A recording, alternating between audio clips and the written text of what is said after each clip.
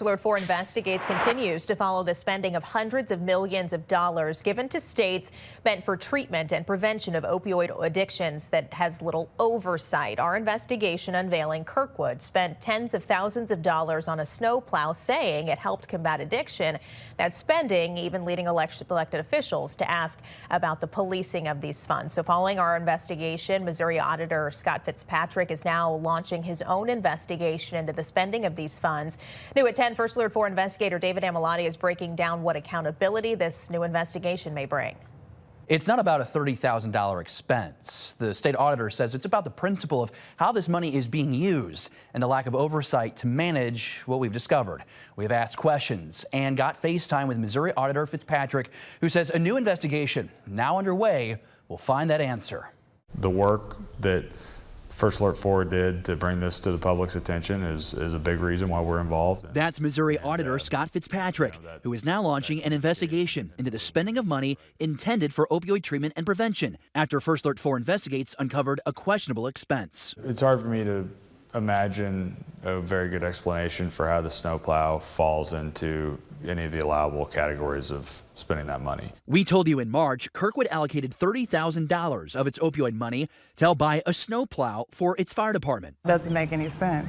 A discovery upsetting for this resident who lost her son to an opioid overdose. I think it should be put back and use what it was intended for. Local drug policy expert Chad Sabora says most of Kirkwood's opioid settlement spending of its $70,000 falls under general public safety and is not specific to opioid issues. This is money that people died for, and lots of people have been hurt and their lives have been destroyed, and we owe them better. Our report also getting the attention of U.S. Senator, then former Missouri AG Eric Schmidt, who finalized that settlement. That does not sound like a good use of dollars. Just this week, State Auditor Fitzpatrick sent this letter to Kirkwood Mayor Liz Gibbons, asking her and the city to hand over any relevant documents about the snowplow and other expenses involving opioid money. It's not just the truck that we're looking at. We're going to look at all their expenditures.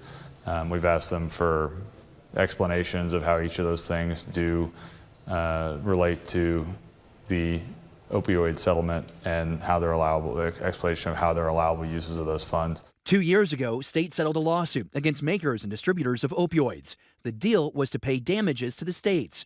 A 2023 Missouri law states the money shall only be utilized to pay for opioid addiction treatment and prevention services.